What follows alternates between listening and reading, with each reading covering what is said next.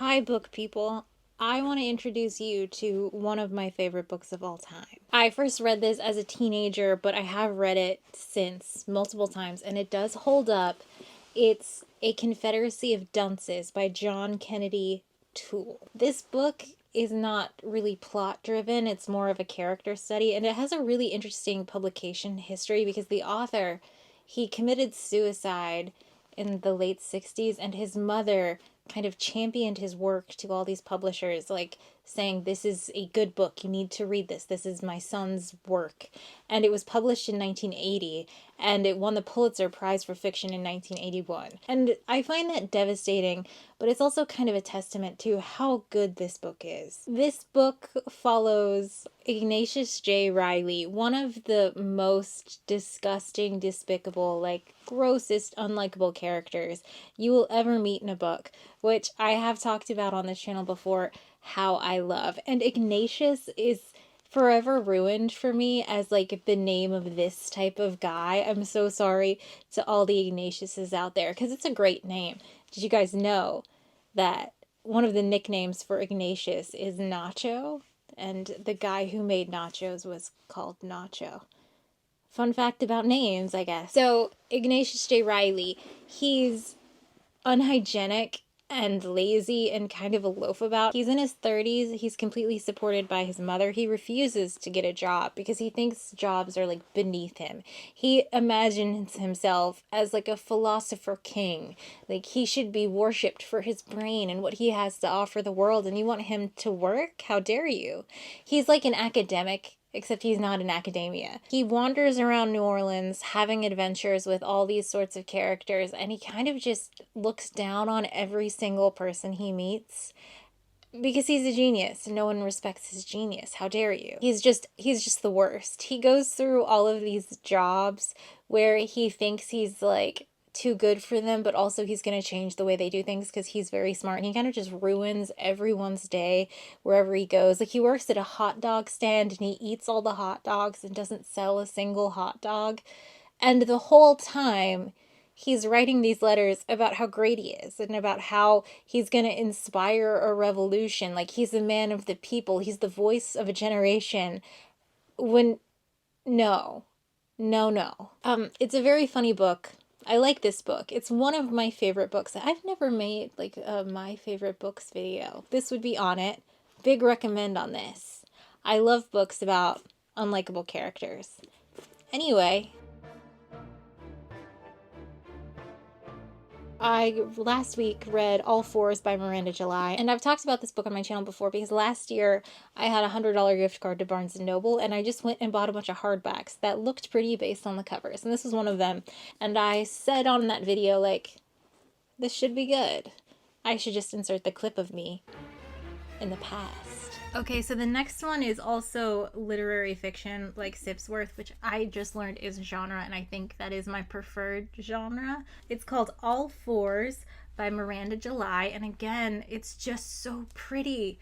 I picked it up because there's a quote from George Saunders on the front. It says, "A giddy, bold, mind-blowing tour de force." He wrote Lincoln in the Bardo, which is one of my favorite books that I've read recently. I think it came out 10 years ago, but it's not a classic, and it's so good. And I was like, well, if George Saunders thinks this is good, it must be good.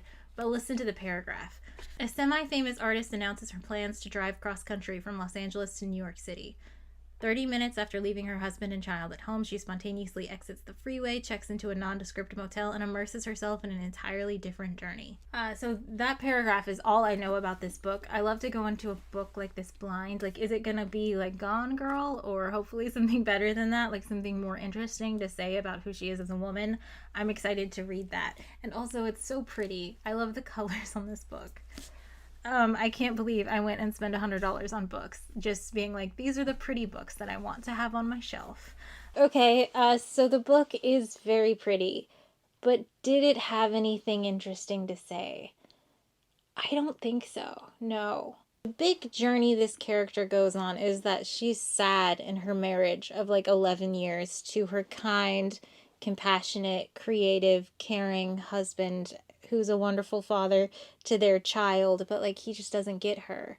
So instead she's going to go on this journey, this big journey, this drive across the country to like find herself, find out who she is. She's going to show him that she's a driver, not a parker.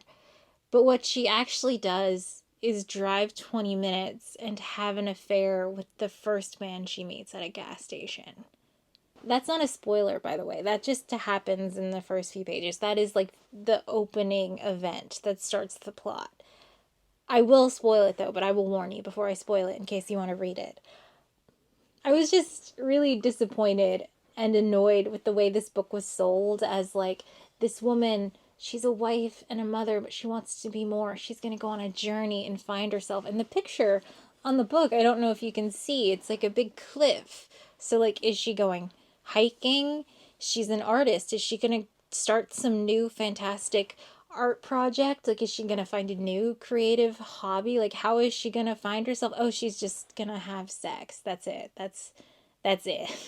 Like, I shouldn't blame the book for not being what I wanted it to be based on my reading of the back cover, right? Like, I should rate the book on what it actually is, not what I wanted it to be. So thinking about that, I did give it 3 stars, but I wouldn't recommend it. There were definitely things that I liked, but it's just about a woman discovering she can have sex. She's just like, oh, I'm sad that I'm old and I'm not going to be pretty anymore. Oh, wait, I am still pretty. I can have sex with people still. Like, that's it. That's the book. And I mean, that's fine.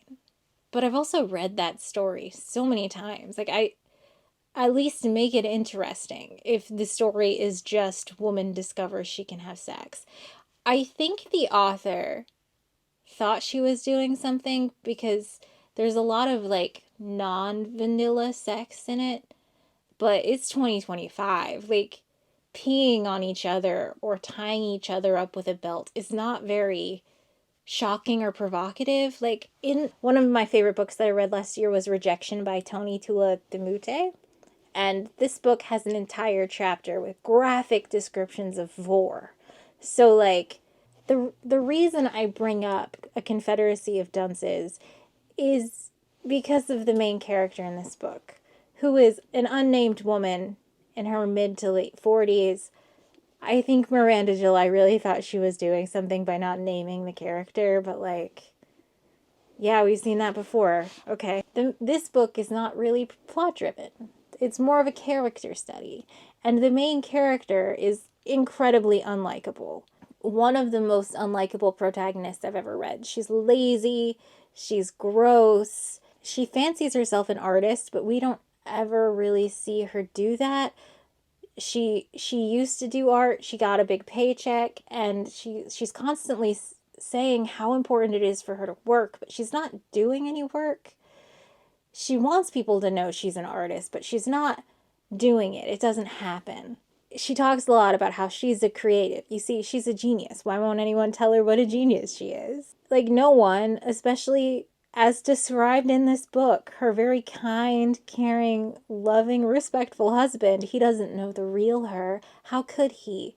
He doesn't know her art self, even though he's like the best person ever, according to this book. The main character in this book is just constantly making these really weird, stupid decisions. Like, she's at a party and she just decides to be the center of attention by like doing a weird, like overly sexual, sweaty dance. And I will remind you, she's 45. And she's also like in a hotel room and she decides, like, I know I'm only here 2 weeks, but I'm going to spend $20,000 to redecorate this hotel room to be very fancy. Like, very weird decisions. Do you remember in the 2010s like era, there was this manic pixie dream girl like trope, and it was men kind of creating this fantasy character woman who's like so quirky and fun, but like isn't a person. Like, she's literally just a character there to like help him do something in his life. And also at that time, at least in my experience, women my age, like at the time, like in undergrad and college, like 19 years old, would kind of emulate that, like, I remember college, there were just a lot of young women who were, like, carrying around ukuleles and being like, I'm so weird and I'm so quirky. Like, the main character of this book is that girl, except she's not a 19-year-old trying to discover who she is and trying to flirt with boys in the only way she knows how based on the movies she's seen. It's a 45-year-old woman.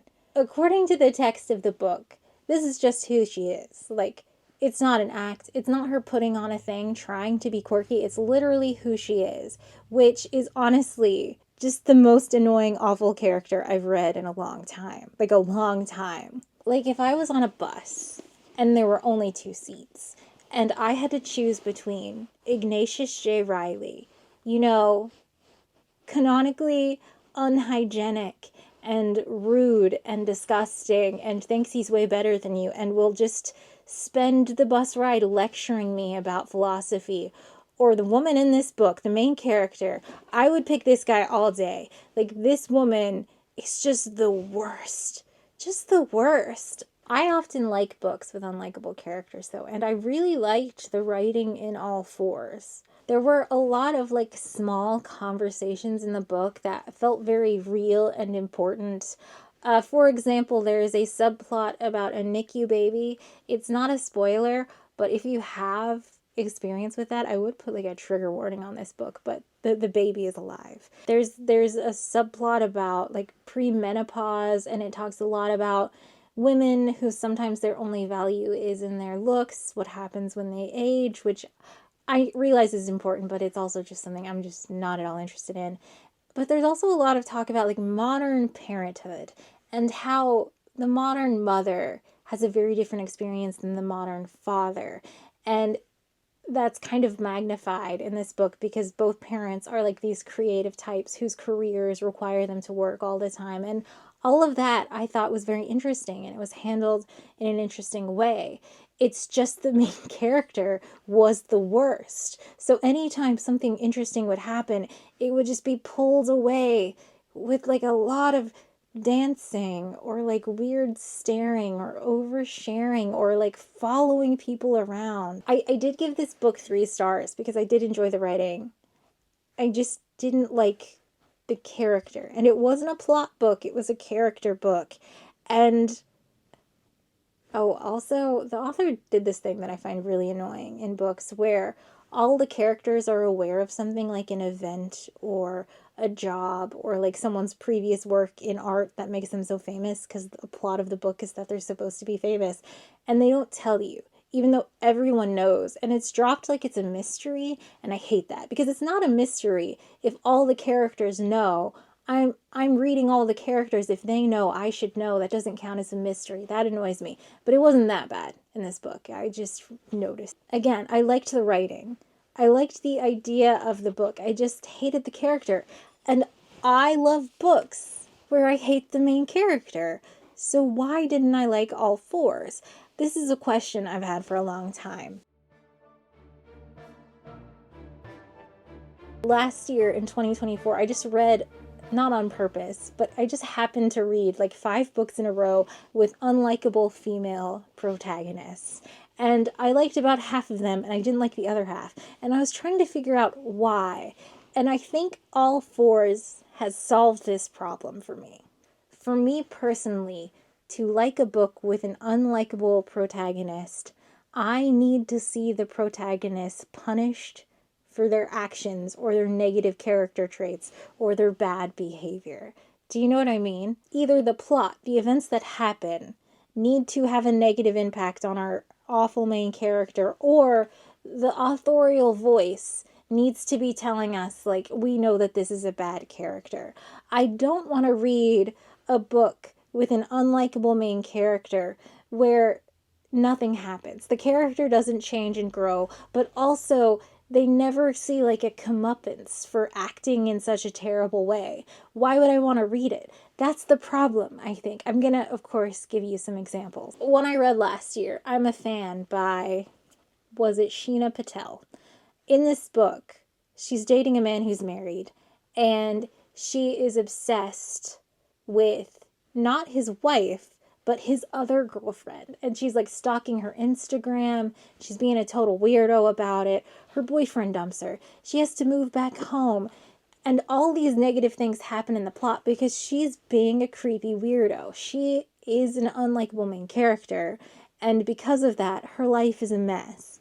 And I enjoyed that book because the plot will punish the unlikable main character for her actions, pushing her hopefully in a direction that improves her behavior. Another one of my favorite books, Lolita by Nabokov. Humbert. Is it Hubert? Humbert? He's one of, like, he's more unlikable than all these other characters in that he's a disgusting monster. He's a pedophile. He grooms and rapes a child in the plot of the book. And in that book, it is told from his perspective. So he is giving us the most whitewashed version of events that makes him look like a hero. But because Nabokov is such a genius, the authorial voice of that book is like, look at this monster. Look at the words he's saying. Think about the actual actions that took place and how he's spinning the story. And so even though Humbert gets away with it, we know he's a monster. That's what we get from the book. The authorial voice has punished him and called him what he is, which is a monster. In Confederacy of Dunces, we have Ignatius walking around being... The setting of that book is so good. More people should read this book. I know it's like a classic and it's very well known, but it's very good. Okay. The setting of New Orleans, he's meeting all these characters who are being kind to him, and he's just an asshole. And then he goes home and he's writing these letters to his kind of girlfriend about how he's the hero and he's saving the day, and he never learns a lesson.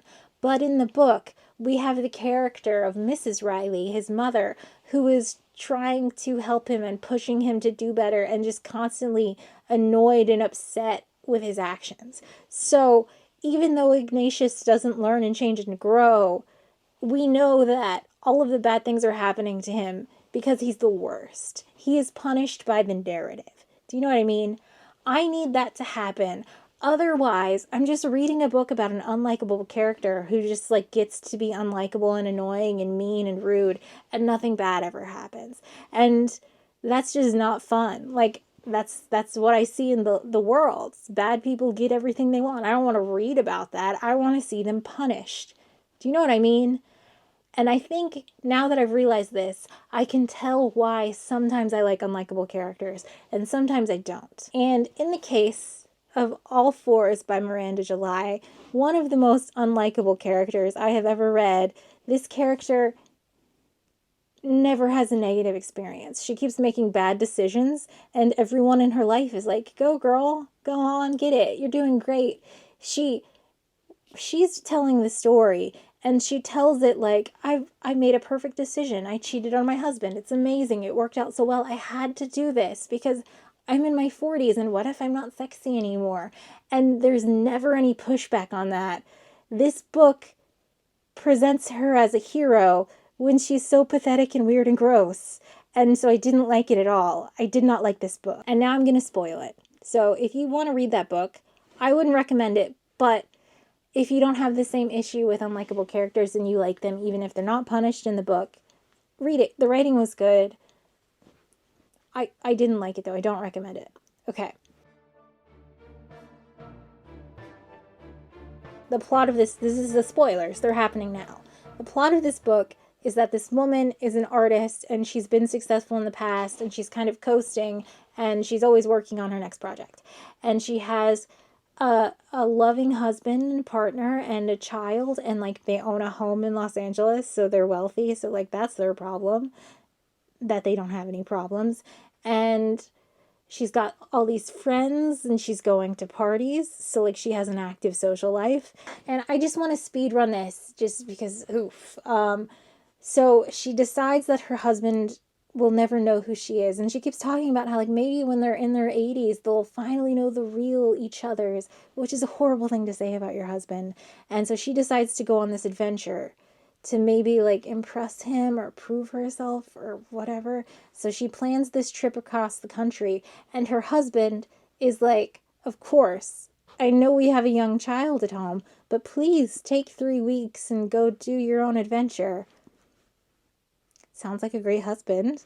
And she gets in the car, she plans the whole trip, she drives 20 minutes, sees a guy at a gas station, and like a creep, follows him to a restaurant, follows him to his place of work, shows up the next day, gets a hotel in the town. She keeps going to talk to him. She finds out he has a wife, and his wife is a decorator. So she hires the wife without telling him to decorate this room she is renting. She hands over a check for $20,000. All the while, she's going on like dates with the guy who is married to the woman decorating the hotel room.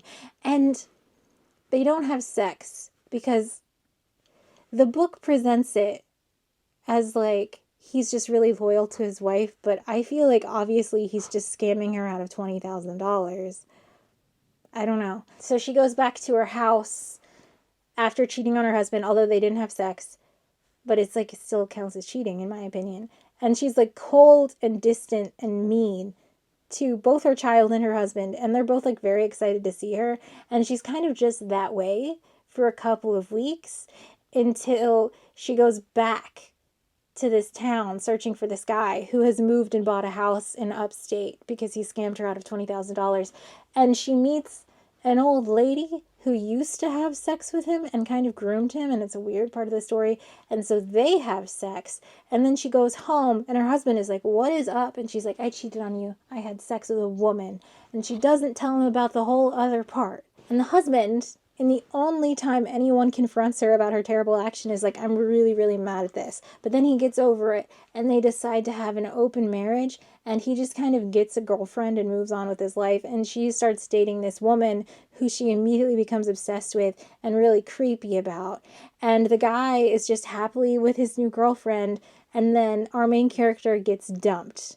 And she freaks out. She's like, how could you? I thought we were in love, because this woman... The main character of this book is the most unlikable person you've ever met. Every time she gets in a relationship, she's like, this is life-changing. This is the only love to ever exist. Every single time. And then she gets dumped because, like, they were only dating for a little bit. And it's weird to be that obsessed. It's probably why you get dumped all the time. And then there's a time jump. And she's finally made it to New York. And I guess she's selling this book. And she texts the random guy that she didn't have sex with from 3 years ago, which is creepy, and he's like, oh, I'm breakdancing, you should come see me. And the book ends with her watching him breakdance and having like an epiphany of like, wow, what a great life change I've just had. It's amazing. Wow, I feel so good about all the decisions I've made. And that's the book. That's the end of the book. And that's what I keep saying when I want the main character to be punished. She does not receive any pushback for any of these decisions. She cheats on her husband, and her friends are like, hell yeah, you deserve it. You go, girl. And her husband is like, I'm so mad that you did this, but like, it's fine. We can co-parent. We'll just live in the same house, and I'll support you, and I'll just like have a secret girlfriend. And she like talks to the girlfriend. She like talks to her husband's girlfriend like they should be friends. And it's like, lady, you just ruined everyone's life. Why are people being so kind to you right now? She just keeps randomly, like, every person she meets wants to have sex with her, and she just, like, keeps falling in love and handing over $20,000 and, like, making these life plans with people she just met. Like, the book is written like a triumphant journey into post-menopause, but it's just, like, the text of the story is that this woman blew up her life for no reason and obviously lost the divorce. Like, her husband is incredibly hurt and feels abandoned and ashamed, and then he's like, fine, I'll move on, it's fine, and he just gets a new girlfriend and has a happy life. And the main character just blasts through like 4 very intense relationships and ends it single and alone watching breakdancing. That's not like the triumphant journey I was expecting. I mean, people can be single and happy, of course, but this woman didn't even go through the process of learning that she could be single and happy. She just keeps having random, very intense relationships. It's so weird. It's so weird how bad this book is. It's weird in such a weird way. It's like telling this story of this woman who seems to be having like a mental break, like going through an episode of mania and like just bulldozing her life and then not fixing it and not going to therapy or getting medical help for it and just presenting it as like, wow, I'm such a hero of the story. It's wild. It's just very funny about how this book is written as like triumphant woman ends unhappy marriage, even though the marriage is written as happy, and she ends the marriage to have sex with an aspiring 30-year-old breakdancer, even though they don't even get to have sex. Like, clearly her husband won this separation. It's just that if I'm going to read about an unlikable character, I really need them to be punished for their actions or have some sort of character growth or have some sort of regret or feelings about the obvious mistakes they've made throughout this journey. She's having her little philosophical moment at the end, watching this guy breakdance. Like, yeah, I did it. I really grew as a person. And it's like, did you, unnamed character? How did you do that? Like, what has happened in the time jump that made you learn from your mistakes and grow as a person? Because you're the same person you are at the start, except now you've made all these horrible decisions and broken your family. I gave this book 3 stars, but like the more I think about it, the more I just like hated it so much. Like, if my friend called me and was like, I said I was going to go on a 3-week drive to New York, but I'm at a hotel 20 minutes away and I'm in love with this guy I saw at the gas station, I would call her husband and I would be like, hey, my friend, your wife is obviously going through something, some sort of mental episode, and she needs immediate help. We need to go help you save your marriage. I would not be like, yeah, I get it, girl, cheat on your husband. I love that for you. It's wild. Like, this woman wrote a $20,000 check to the wife of the guy she was trying to have sex with. She randomly fell in intense love with a complete stranger within like 2 days. She is in mental health crisis. She needs help. That who's facilitating this? Who is just letting her make these choices and not being like, I am worried about you. This is really intense. Instead, everyone is like, wow, you're so quirky and fun. You fell in love at a gas station. You opened up your marriage. That's so cool. You're so cool, main character. She gave $20,000 to a scammer. She needs mental health help. She's obviously manic. And honestly, I was enjoying this book.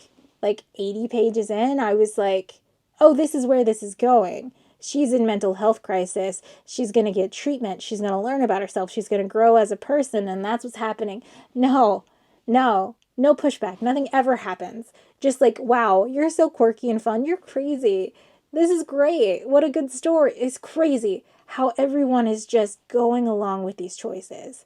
I honestly feel really bad for how much I really dislike this main character, because I hope it's not true, but based on a reading of Miranda July's Wikipedia page, a lot of the events in this book line up with her personal life, and it really feels like the unnamed main character in this book is Miranda July. And I don't want to be mean to a person, and I hope that this fictional character is a fictional character and not a fictionalized version of herself, because, oh my God, this character is the worst. Just the worst. I'm a little bit curious how much of it is a true story and how much of it is like embellished. Because usually when people like embellish their life story, they make it seem more interesting and like more fantastic than what happened in real life. And is the embellished version of this story like the more interesting version? Like, the most interesting version of this story was that you blew up your life to drive 15 minutes away and try to have sex with a guy at a gas station, but he didn't have sex with you? Like, oh, it's so embarrassing. Is the truth worse than that and more embarrassing than that? Like, is the more embarrassing real version that she got obsessed with a guy at a gas station and he never spoke to her and she made up this story thinking it sounded exciting? I can't decide which is worse. Like, is it worse if this is a true story, or is it worse that someone would make up this version of a story where like the worst person you've ever met is always the quirkiest, fun person in the room. Both are bad. I don't know. I wonder if her ex-husband has read this and been like, oh my God, I'm so glad that I have escaped this mess of a person. I don't know. Maybe she's just a very talented writer and it's nothing like her real life personality at all. But I am very mad that people described this book as funny, because it's not funny on purpose, I think. It's funny in like this way. I didn't find this funny. I found it embarrassing. And like I didn't want to be mean and laugh at this obviously to me mentally ill person. And so like it wasn't funny. It was awkward. I just think if you're going to write an unlikable character, they need to be punished for their unlikable actions, or they need to at least experience some sort of growth that allows them to change and realize the error of their ways. Because if not, you're just reading the worst person in the world doing stuff. Real quick, I'm going to do like what I've been reading lately. I read The Weary Blues by Langston Hughes, and I thought this was really good, but then I read the introduction and I realized that these are all poems that were written when he was like 23 years old. Amazing. Great. I read The Blob. I've talked about this before. I liked it fine. I'm not going to keep it though. I think I'm going to donate this just because, oh, should I tell you what it's about? It's a girl in her mid-20s. She needs to find direction in life, and the Blob is kind of depression, kind of a boyfriend. It was funny and good, but I'm never going to read it again. I would recommend it to someone in their mid-20s as well. Not me, though, because I'm old. I read The Employees by Olga Ravn, and I've also talked about this before. It's a little short sci-fi story that's not really a sci-fi story, and that's my favorite kind of sci-fi stories. It's about humans who work on a ship and what they're going through. I would recommend it if that sounds interesting, and I don't want to say more than that. It's Severance vibes. And I read, oh God, One Day Everyone Will Have Always Been Against This by Omar Akkad, and holy shit, I listened to this on audio. It's read by the author. This was brilliant, and it was so good, and I feel like it's so important. It's about Palestine and how we know that there's a genocide happening, and once it's over, however it ends, there are going to be people who are like, oh, I didn't know, this is so horrible, and we need to tell them that they're fucking liars. You know what's happening. You don't get to pretend you don't see it, and then when it's over, be like, oh my goodness, how dare you. This was so good, and it was heartbreaking. Oh my God. I recommend. And lastly, I read Teeth, which is a different vibe, by John Patrick Higgins. It's a little comedy essay about a guy getting his teeth fixed. I love teeth stories. I have had my teeth fixed, got braces when I was like 30. I think on my 30th birthday I got braces.